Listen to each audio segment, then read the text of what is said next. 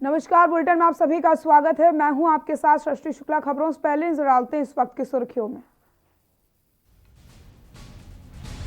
किसान आंदोलन पास आज सुप्रीम सुनवाई, केंद्र ने दाखिल किया हलफनामा, आज सुप्रीम आदेश दे सकती है कोर्ट। लापता युवतियों के मामले में सीएम गंभीर, लॉकडाउन में 8 माह में 7,000 युवतियां लापता, इनमें से 4,000 मिली, शिवराज बोले ने जल्द खोजें। सीधी में महिला से गैंग रेप मामला, एमपी के गृह मंत्री नरोत्तम मिश्रा बोले स्पेशल ट्रायल चलाकर दिलाएंगे सजा। आज पहुंचेगी कोरोना वैक्सीन की पहली खेप, राजधानी से लेकर आएगा विशेष विमान। पहले चरण में 23,500 हेल्थ वर्कर्स को लगेगा टीका। सिंगरौली में सोन नदी में डूबी नाव, 3 की मौत, लापता लोगों की तलाश के लिए रेस्क्यू ऑपरेशन जारी। मध्य प्रदेश में बर्ड फ्लू का कहर जारी, अब तक 13 जिलों में वायरस की पुष्टि, अब तक देश भर के 9 राज्यों में बर्ड फ्लू का कहर। आप देख रहे हैं के न्यूज, खबरों का सारथी। किसान आंदोलन का आज 48वां दिन है। नए कृषि कानून रद्द करने समेत किसान आंदोलन से जुड़े दूसरे मुद्दों पर सुप्रीम कोर्ट में करीब 2 घंटे तक सुनवाई होती है। सरकार के रवैये को लेकर के कोर्ट ने बड़ी नाराजगी जताई है। और क्या कुछ अहम रहा सुप्रीम कोर्ट की सुनवाई में, ये रिपोर्ट देखिए।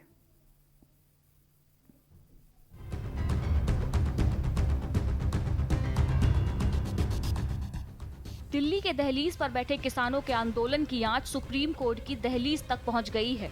आंदोलन की लपटों के बीच फंसी केंद्र सरकार को सुप्रीम कोर्ट से राहत की बारिश की उम्मीद थी, लेकिन यहां भी केंद्र सरकार को राहत मिलती नहीं नजर आ रही है, क्योंकि सुप्रीम कोर्ट में सोमवार को जो कुछ हुआ उसने साफ कर दिया कि फैसला किसान के हक में भले ही ना हो, कृषि कानून को लेकर कोर्ट भी बेहद नाराज है। सोमवार को हुई सुनवाई में कोर्ट ने सरकार की तरफ से सॉलिसिटर जनरल ने अपनी दलील रखी, लेकिन कोर्ट ने तल्ख लहजे में किसान आंदोलन की आग को समझते हुए सरकार और किसानों को ही फटकार लगा डाली। कोर्ट ने सीधे शब्दों में पूछ लिया कि आप कानून होल्ड करेंगे या नहीं। सुप्रीम कोर्ट ने कहा, ना तो हम इन कानूनों की मेरिट पर कोई सुनवाई कर रहे हैं और ना ही इसे वापस लेने या रद्द करने की याचिका पर। हमारा सवाल सरकार से बिल्कुल साफ है कि वह क्या कर रही है। ये दलील सरकार को मदद करने वाली नहीं है कि किसी दूसरे सरकार ने इसे शुरू किया था। आप किस तरह समझौता कर रहे हैं, कैसे हल निकाल रहे हैं इसका। हम ये नहीं कह रहे कि आप कानून को रद्द करें। हम बहुत बकवास सुन रहे हैं कि कोर्ट को दखल देना चाहिए या नहीं। हमारा उद्देश्य सीधा है कि समस्या का समाधान निकले। हमने आपसे पूछा था कि आप कानून को होल्ड पर क्यों नहीं रख देते। बता दें, सुप्रीम कोर्ट ने अपनी आज की सुनवाई में आंदोलन से बिगड़ते हालात, किसानों की आत्महत्या, आंदोलन में पानी की सुविधा न होना, सोशल डिस्टेंसिंग जैसे फेल होने के मामलों पर चिंता जताई। कोर्ट ने किसान संगठनों से पूछा कि आखिर इस ठंड में प्रदर्शन में महिलाएं और बूढ़े लोग क्यों शामिल हैं। सुप्रीम कोर्ट ने किसान संगठन के वकील एपी सिंह को फटकार लगाते हुए कहा कि आपको विश्वास हो या नहीं, हम सुप्रीम कोर्ट हैं। चीफ जस्टिस एसए बोबड़े ने कहा कि हमें लगता है कि जिस तरह से धरना प्रदर्शन पर हरकतें हो रही हैं, उसे देखकर लगता है कि एक दिन शांतिपूर्ण प्रदर्शन में कुछ घटित हो सकता है। हम नहीं चाहते कि कोई घायल हो। हम प्रदर्शन के खिलाफ नहीं हैं, लेकिन अगर कानून पर रोक लगा दी जाती है तो किसान क्या प्रदर्शन स्थल से अपने घर को लौट जाएंगे। किसान कानून वापस लेना चाहते हैं, जबकि सरकार मुद्दों पर बात करना चाहती है। हम अभी कमेटी बनाएंगे और कमेटी की बातचीत जारी रखने तक कानून के अमल पर हम स्टे करेंगे।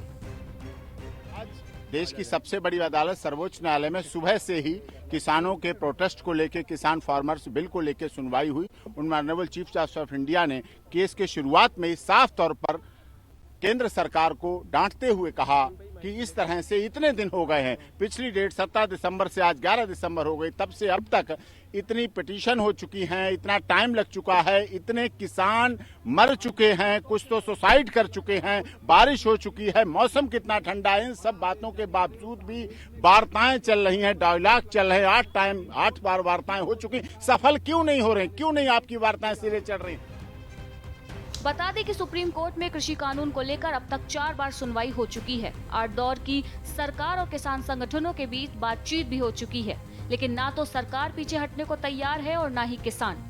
किसान आंदोलन का 47वां दिन बीत चुका है, लेकिन नए कृषि कानून रद्द करने समेत किसान आंदोलन से जुड़े दूसरे मुद्दों पर आज सुप्रीम कोर्ट में करीब 2 घंटे सुनवाई जारी रही।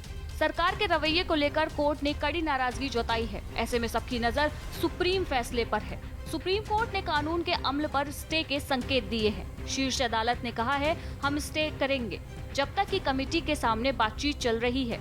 अब बड़ा सवाल यही है कि क्या सुप्रीम कोर्ट से मामले का हल निकलेगा। स्पेशल डेस्क, के न्यूज इंडिया।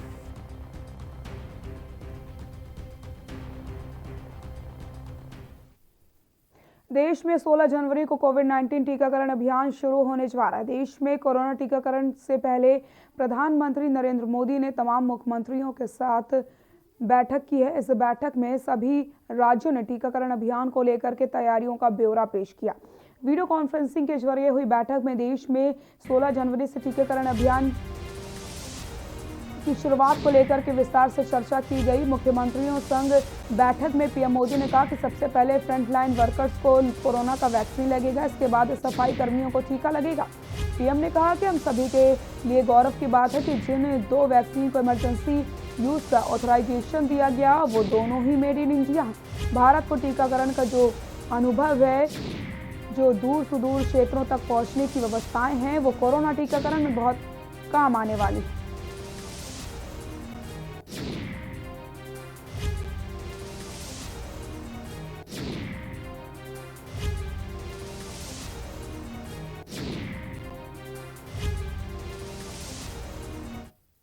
कि हमारी दोनों वैक्सीन्स दुनिया की दूसरी वैक्सीन से ज्यादा कॉस्ट इफेक्टिव है।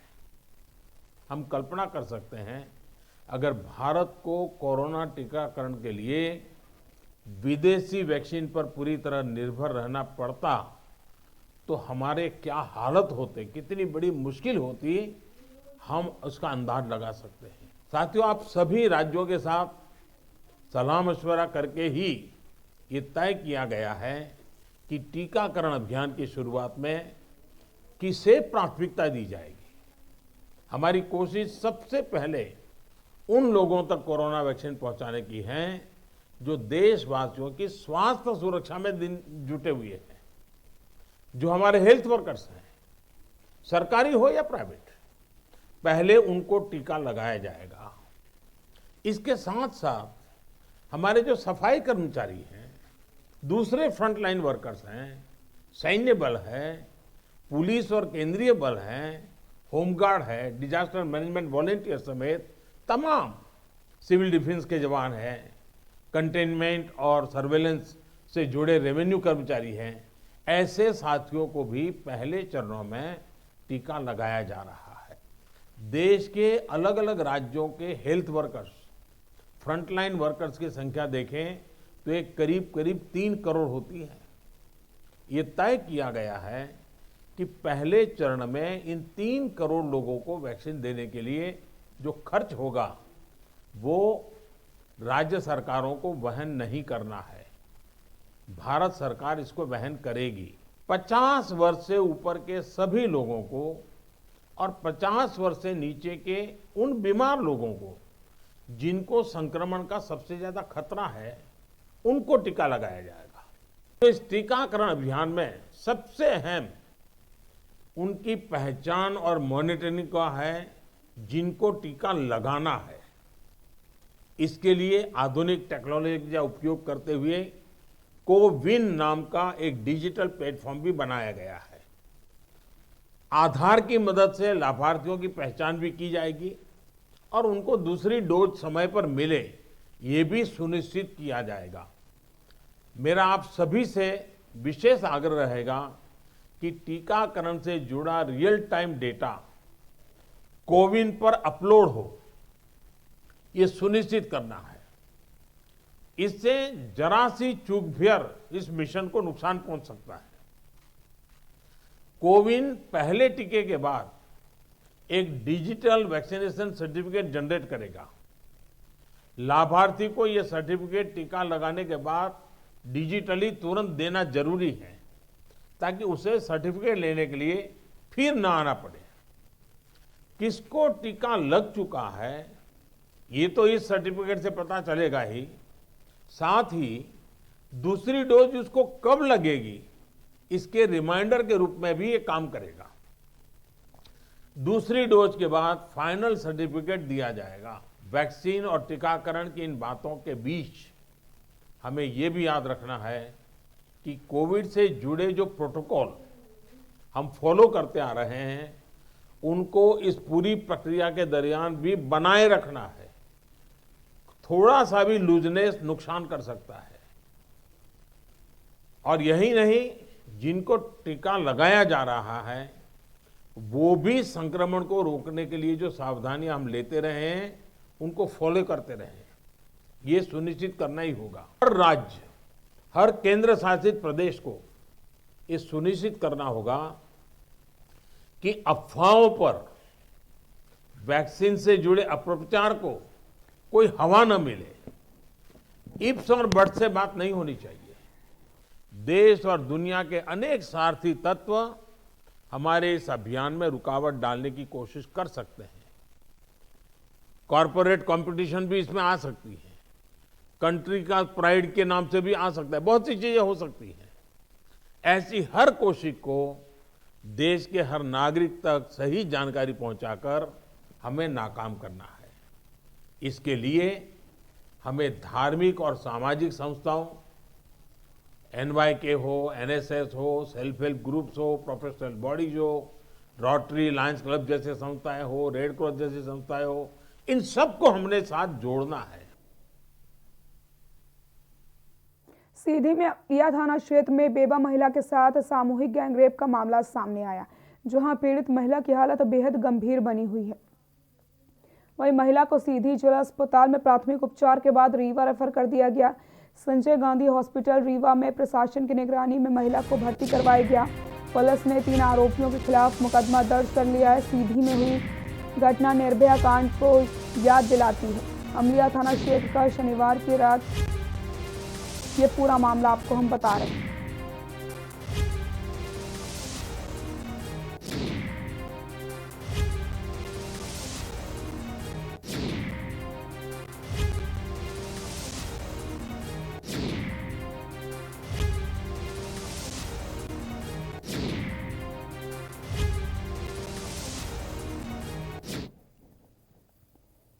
सिंगरौली के चितरंगी तहसील के अंतर्गत थाना गढ़वा के क्योल्टी पनुआर घाट पर नाव पलट जाने से 3 लोगों की डूबने से मौत हो गई। मिली जानकारी के अनुसार नाव में 6 लोग सवार थे, जिसमें से 3 लोगों को डूब जाने से मौत हो गई है। घटना की जानकारी मिलते ही सिंगरौली कलेक्टर राजीव रंजन मीणा व पुलिस अधीक्षक वीरेंद्र सिंह घटनास्थल पर पहुंच गए। खोजबीन जारी है ना।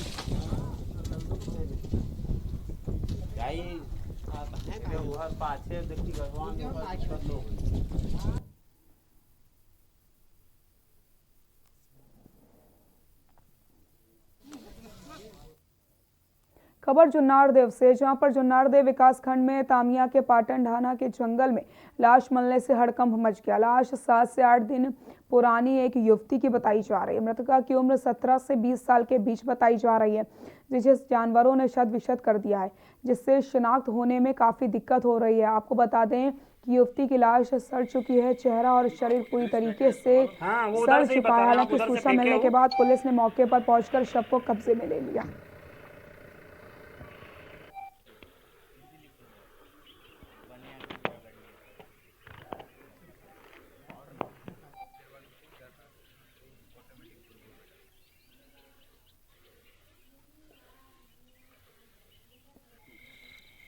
वो इधर ही फेंका है, इसको मालूम? हाँ, वो उधर से। खबर बालाघाट से, जहां पर बालाघाट वन के उत्तर व दक्षिण क्षेत्र में बांसों की अवैध कटाई नक्सलियों द्वारा की जा रही है। आपको बताते चलें कि बालाघाट में पहले बांस की मात्रा अधिक होती थी, लेकिन ये बेहताशा कटाई किए जाने से इनकी संख्या कम हो गई है। वहीं जिस प्रकार से जिले के सीमावर्ती क्षेत्रों में नक्सलियों की संख्या में इजाफा होने की जानकारी मिली, उससे भय बना हुआ है। अगर समय रहते परिवहन का कार्य पूरा नहीं हुआ तो कोई नक्सली वारदात होने से नकारा भी नहीं जा सकता है।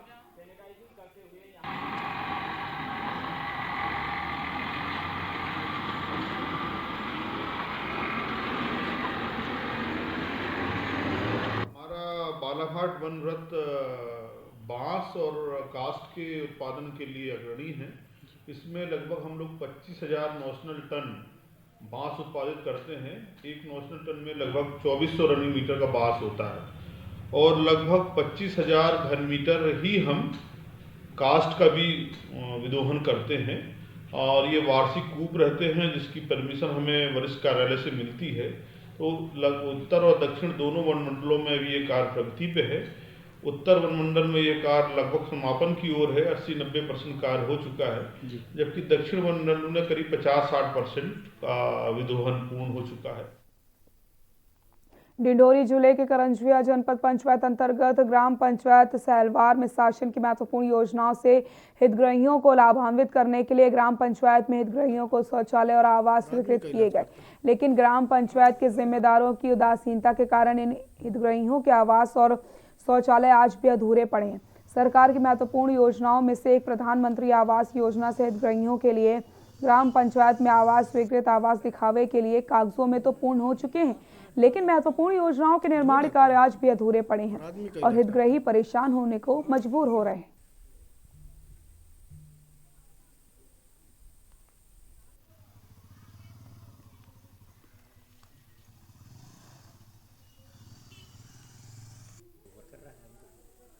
सब वो नाम के लिए बने, का उपयोग कुछ होता नहीं है इधर। क्या कारण है, क्यों उपयोग नहीं हो पा रहा है? नहीं, कुछ लोग ठेके में दे दिए हैं सरपंच सचिव लोगों को, सरपंच सचिव काम कराते नहीं, पैसा निकल गया है। कब से अधूरे पड़े? तो कम से कम नहीं तो 2.5-3 साल से ऊपर हो गए, जब तक ये आवास जब बना है, मतलब आवास एक साथ कंप्लीट हो गए हैं कुछ। तो ओमकारेश्वर बांध के बैक वाटर में 600 मेगावाट बिजली उत्पादन के लिए मनेगा सोलर ऊर्जा प्लांट, जिसकी अनुमानित कीमत 3,000 करोड़ है। बांध के बैक वाटर को ऊर्जा मंत्री हरदीप सिंह डांग ने अधिकारियों के साथ निरीक्षण किया। ऊर्जा मंत्री ने कहा कि प्लांट में निर्माण के बाद स्थानीय लोगों को रोजगार मिलेगा। मध्य प्रदेश बनने के लिए मुख्यमंत्री के सपनों को साकार करने के लिए विश्व का सबसे बड़ा सौर ऊर्जा प्लांट बनने की तैयारी शुरू हो चुकी है। ओमकारेश्वर पवित्र तीर्थ नगरी में बांध के बैक वाटर क्षेत्र में 600 मेगावाट बिजली उत्पादन के लिए सोलर प्लांट बनेगा और स्थानीय लोगों को रोजगार मिलेगा।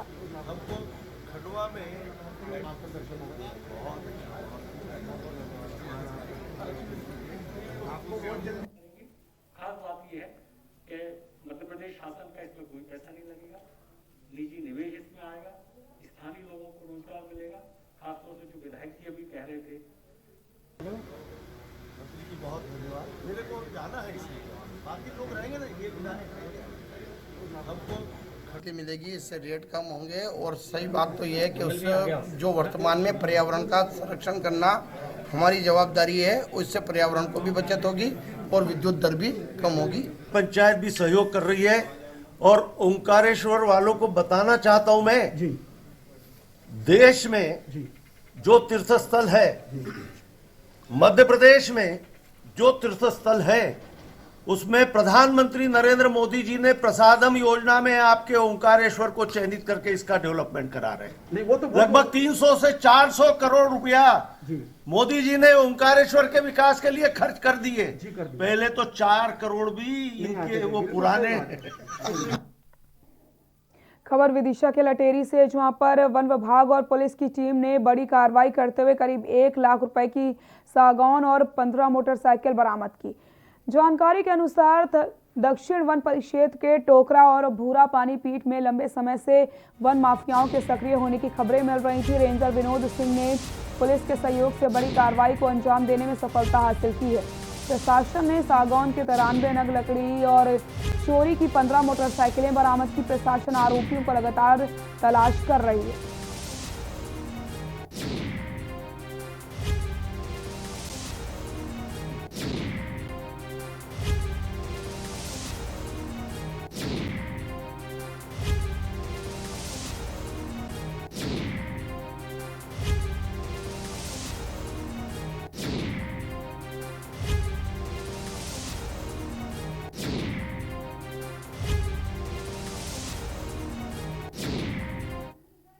महोदय के निर्देशन में बीट कोटरा और भूरा पानी के वन क्षेत्र का और उसके आसपास के गांव का घूम फिर करके भ्रमण किया गया।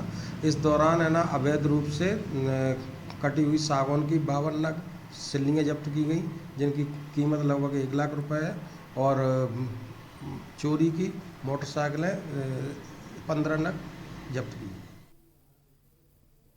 मध्य प्रदेश के किसान समर्थित पूर्व मुख्यमंत्री व प्रदेश कांग्रेस अध्यक्ष कमलनाथ के आदेश अनुसार व जिला कांग्रेस कमेटी के अध्यक्ष कमल पटेल के निर्देश अनुसार झंडा चौक तराना में बेहताशा बल के विरोध में व बेहताशा बढ़ती हुई महंगाई के विरोध में धरना प्रदर्शन किया गया। उक्त प्रदर्शन केंद्र सरकार द्वारा लाए गए 3 काले कृषि कानूनों के विरोध में हुआ। कार्यक्रम के संबोधित करते हुए विधायक महेश परमार सहित अन्य वक्ताओं ने किसान विरोधी बिल का घोर विरोध किया व केंद्र की भाजपा सरकार द्वारा लाए गए ऐसे किसान विरोधी काले कानून को जल्द से जल्द वापस लेने की मांग करते हुए प्रशासन को ज्ञापन भी सौंपा है। इस दौरान तराना विधानसभा क्षेत्र के सैकड़ों किसान और कांग्रेसी जन मौजूद रहे। जब मंडियां बंद कर देंगे, रोज हम समाचार पत्रों में देख रहे हैं, माता की भारत माता की वंदे वंदे। मैं सभी साथियों से निवेदन करना चाहता हूं, तो जब पीछे के दरवाजे से कानून लगा दे साथियों, बहुत सारी बातें सब हो चुकी है, कोई बातें मैं दोहराऊंगा नहीं। आप देख रहे हैं पिछले 45 दिन से माइनस डिग्री तापमान में हमारा किसान भाई, जो देश की सरकार है, उन्होंने 3 काले कानून पास किए हैं किसान विरोधी। उनके खिलाफ तराना विधानसभा में हमारे तीनों ब्लॉक के और एक किसान साथी बंधुओं ने मिलकर ये धरना दिया और किसान बिलों का हम पुरजोर विरोध करते हैं। इसी तारतम्य में हमने यह धरना दिया। आज स्तर पर चक्का जाम भी करेंगे। 12 से 2 बजे तक हमारा सब कांग्रेस कार्यकर्ता रोड पे चक्का जाम करेगा। 20 तारीख के दिन हम मुरैना में भी जाएंगे और 23 तारीख के दिन हम प्रदेश के विधानसभा भी घेरा। खबर देपालपुर से, जहां पर प्रदेश के पूर्व मुख्यमंत्री दिग्विजय सिंह अपने प्रवास के देपालपुर पहुंचे। देपालपुर में पूर्व मुख्यमंत्री दिग्विजय सिंह राजगढ़ से युवा कांग्रेस के प्रशिक्षण कार्यक्रम में शामिल हुए, जहां कार्यकर्ताओं ने गर्मजोशी से उनका स्वागत किया। उन्होंने पत्रकारों से चर्चा करते हुए कहा कि अगले नगर पंचायत चुनाव में पूर्व की तरह ही कांग्रेस का नगर पंचायत अध्यक्ष बनेगा। साथ ही साथ चांदन खेड़ी की घटना के बारे में उन्होंने कहा कि जिन लोगों के साथ जाति व अन्याय प्रशासन ने किया है, यहां से वो सीधे इंदौर की ओर रवाना हो गए।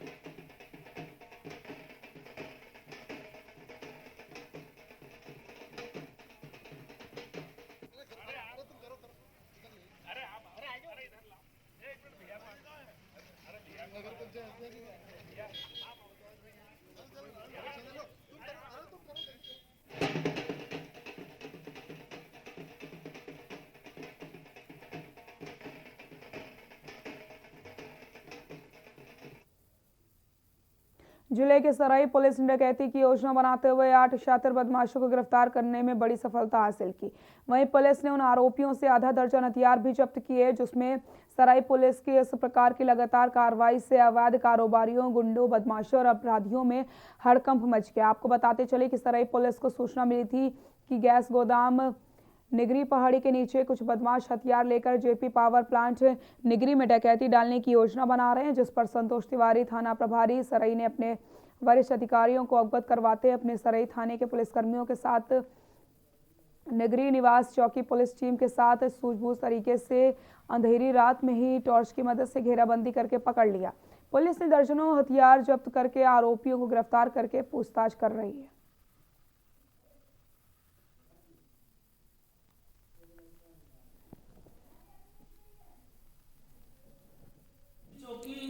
थाना सराई का पार्ट है, वहाँ पे अभी 2-3 दिनों पहले जो है एक बड़ी चोरी हुई थी और इसके पहले भी छुटपुट शिकायतें आती थी चोरी की। कभी कुछ चोरी हुआ, कभी कुछ चोरी हुआ।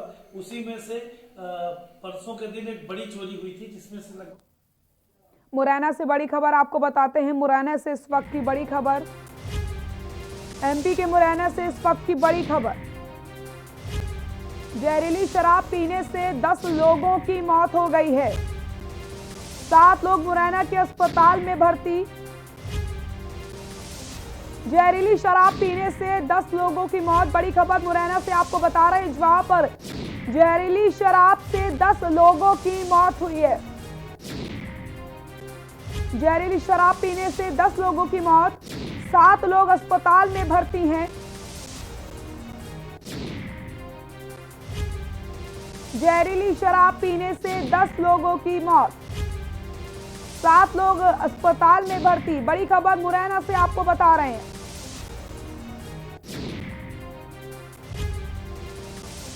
जहरीली शराब पीने से 10 लोगों की मौत।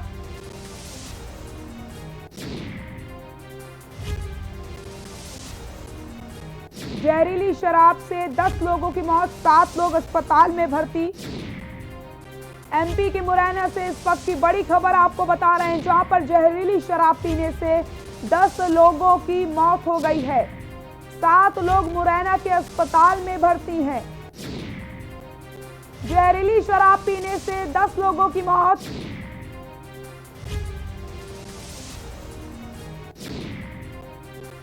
मुरैना से बड़ी खबर आपको बता रहे हैं, जहां पर जहरीली शराब पीने से 10 लोगों की मौत,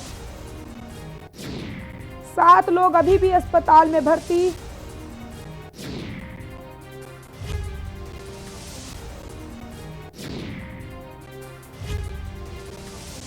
एमपी के मुरैना से बड़ी खबर।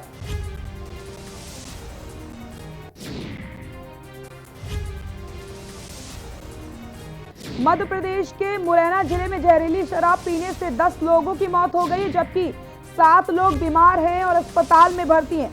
2 लोगों को गंभीर हालत में ग्वालियर रेफर कर दिया गया है।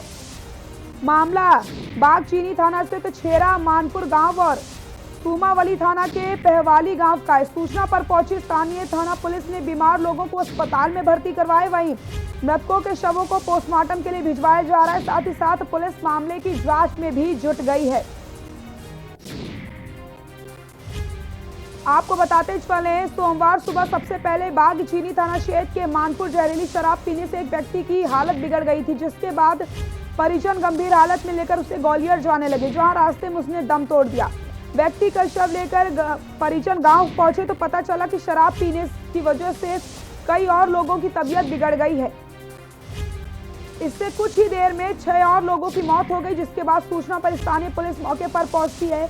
बीमार लोगों को मुरैना जिला अस्पताल में भर्ती करवाया गया, जहां 2 लोगों के इलाज के दौरान मौत हो गई। मुरैना जिला अस्पताल के डॉक्टर राघवेंद्र सिंह ने बताया कि सभी लोगों की मौत जहरीली शराब पीने से वही हुई है और लोगों की तबीयत भी अभी खराब है। 7 लोग अभी भी अस्पताल में भर्ती हैं। और आपको बताते चले, एमपी में कोई पहला मामला नहीं है जब मध्य प्रदेश में जहरीली शराब पीने से लोगों की मौत हुई है। इससे पहले उज्जैन में जहरीली शराब पीने से 16 लोगों की मौत हुई थी। वहीं उससे पहले लॉकडाउन के दौरान रतलाम जिले में अवैध जहरीली शराब पीने से 8 लोगों की मौत हुई थी। और एक बार फिर से ये खबर सामने आ रही है। बुलेटिन में फिलहाल के लिए इतना ही। देखते रहिए के न्यूज़ इंडिया। नमस्कार।